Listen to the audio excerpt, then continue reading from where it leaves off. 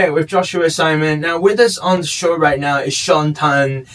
He's just 30 years old, but he's been volunteering for the past 7 years. He's a grassroots leader. He's part of Toastmasters. Yes, that's right. You like debate and stuff? No, it's more of public speaking, Okay, that's something that you're passionate about. You want to improve in that Yes, regard. yes. Right before, as we were listening to the song, Sean was saying, I love talking to people. I talk to like taxi drivers, the aunties selling me bak chor mee. I think I want to know everyone's story, and you've got a podcast as well, where you talk about football. Yes, yes. I used to talk about football, but right now it's more about, I'm breaking insurance terminologies into bite-sized information so that my audience or listeners can get a very, very concise and simple information about what I actually do. Educational content. Yes, that's right. You like doing a bit of everything, right? And I think that is the kind of lust for life that I can see kind of beaming from you right now. But I want to sort of highlight your volunteering work, right? Yeah. Because I think a couple of days ago we reported about how Singapore is now the third most generous when it comes to donating or volunteering. Yeah. As someone who's been volunteering and you're a grassroots leader Yes, that's as right. well, right? You're vice chairman of the Jalan Kayu Youth Network. When you see a statistic like that, like Singapore's at number 3, Yes. for volunteering on that, do you feel like it's true? Yes, I definitely feel that it's true because after 6 years as a grassroots leader, right, it actually warms my heart to see like everybody putting up like their respective roles, putting time aside because as you know, Singaporeans tend to be very busy nowadays because of work and stuff.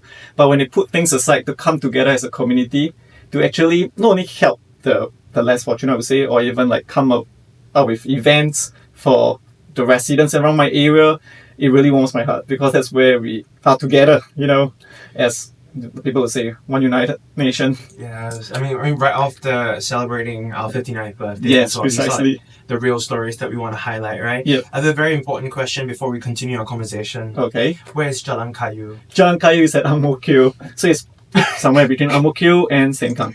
Yeah. I've actually, see, there are certain parts of Singapore, and Singapore's so small, right? It's so strange. I feel like I know Tokyo or Bangkok more. Like, I cannot count with like one finger how many times I've been to Kovan, to Hougang, and Sengkang. Like, those areas are very confusing to me. Okay, so Jalan Kayu is extremely famous for our roti prata. Ooh. Yeah. So we are known for our roti prata. Like crispy prata? Yes, crispy prata. It's like a supper stretch where there are lots of people like late at night to come for our roti prata. Wow. Yeah. Shout out to anyone who lives at Jalan Kayu.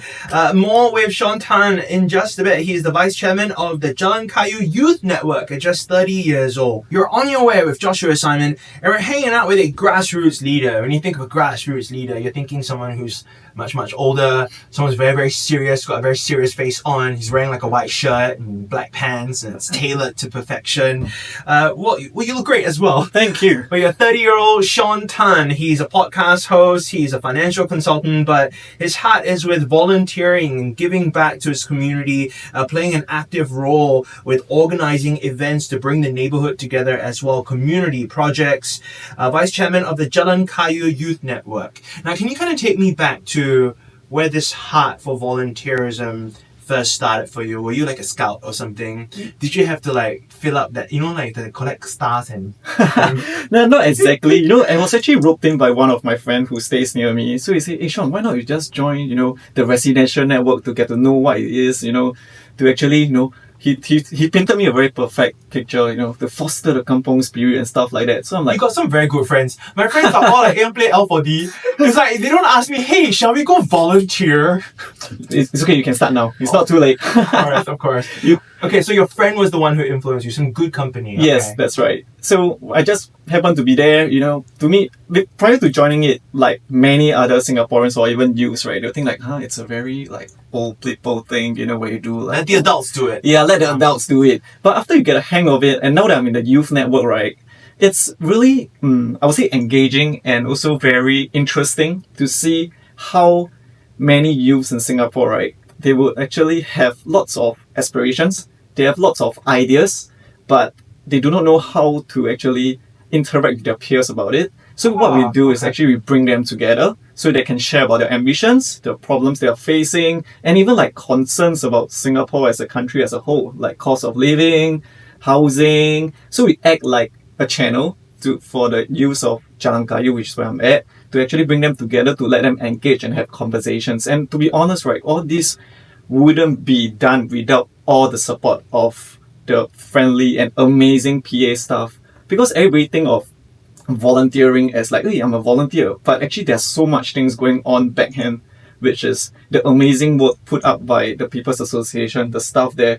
Without them, definitely all these engagements, all these community events won't even happen in the first place. So big thank you for all of them to making it possible. Yeah, I want to go deeper on that because you're essentially saying that you've got the finger on the pulse of our youth here, Yes. at least in Jalan Kayu, Yes. and what they're stressing out about. So Yep.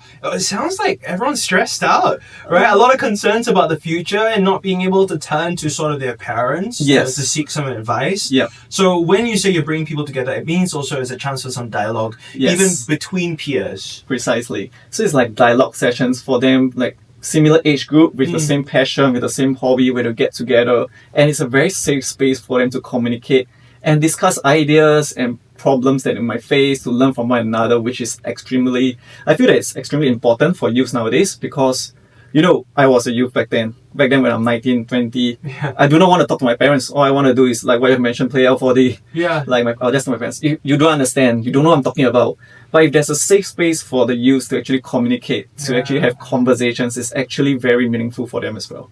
Absolutely. I love what you're doing. And also the other thing is that, you know, you're also re-emphasizing that volunteer work can be very creative. It can be very fulfilling. Yes. I'm sure you've grown a lot as a person as well. Definitely. And we need to shake off this idea that being a volunteer means like we're going around feeding the homeless, which is great as well. Yep. You know, but we can actively put our heads together and be like, okay, let's plan this event with the goal of this. Precisely. Right, and that's sort of us also encouraging you to volunteer in your neighborhood as well. More with Sean Tan, Grassroots leader, in just a bit. You're on your way with Joshua Simon, and we're hanging out with this incredible Sean Tan on the show with us right now. He's a content creator, he's a football fan, not a football player, just fan. Yeah, just fan. Okay, but clearly you like the conversation, you like the dialogue, you are very curious about people's lives and you want to help people, and that spirit has been around since you were a youth, and now you help other youths. For the past 7 years, he has been volunteering. He now serves as the vice chairman of the Jalan Kayu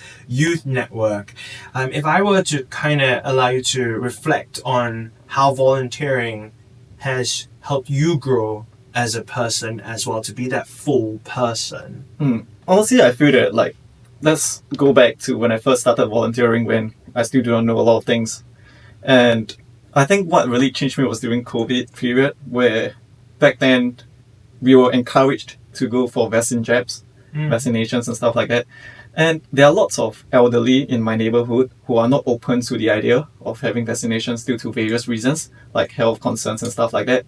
And because I can speak a bit of Hokkien, I can speak a lot of Chinese, I can speak a lot of English and stuff like that. And I would say that, just to compliment myself a bit, I have a white smile. So, the aunties and uncles are more open to talk to me. Yeah. So I'll just knock on their door and say, Uncle, auntie, it's time to go and get your vaccine. Why haven't you not get your vaccine? Then they'll come up with various reasons and stuff like that. So you played that role to communicate, but also to help them understand why this was important. Yes, yeah, because they are not very open to like having like vaccinations, which I totally understand. Your fear of the unknown. Precisely. And, so and they need how, more assurance actually. How did that actually help you from that experience? I think that from the experience, it's more of like, to me, it's like, hey, there are, as much as we youngsters or youth, right, we are exposed to like social media, to like internet, we're able to read news about how dangerous or deadly COVID-19 is, but there are people out there who are not as exposed to it.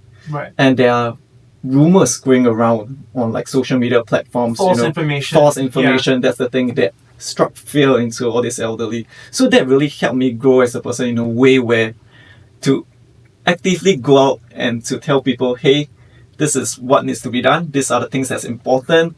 As much as whatever you read online, it might be true, but please go and do a fact check, because not whatever you read online is actually true. Yeah. So I think my role as a grassroots volunteer does not only involve around like youth as well, it's also to communicate to the elderly that, in this case in my area, to tell them the importance of having a vesting jab. Yeah, So- it lit a fire under you, essentially, is what you're saying. You Yes. felt like, okay, you have a role to play, you have purpose Yeah. in your neighborhood, and it's not just like everyone's just minding their own business. You know, Yes. we're actually all going to take care of one another. Yeah, we are a community. I adore that and I celebrate that Thanks. about you. And it's so true. I remember like back during that time, my mom would like send me all these like random messages saying, Yes. you see this is what happened? I said, Mom, it's not true. Yeah. Don't just believe everything you read. So you're right, especially the older generation and sort of the way they perceive technology and social media as well. I think you playing that role to connect them and educate them, that plays a wonderful role for you as well. Give it up for Sean Tan, grassroots leader. You are on your way. Let's do a little mention of your TikTok, right? Yes. For all of you guys who want to know more what I do, please follow me on Sean Talks. I'm on Instagram, I'm on TikTok, I'm on YouTube. So yeah, hope to see you there.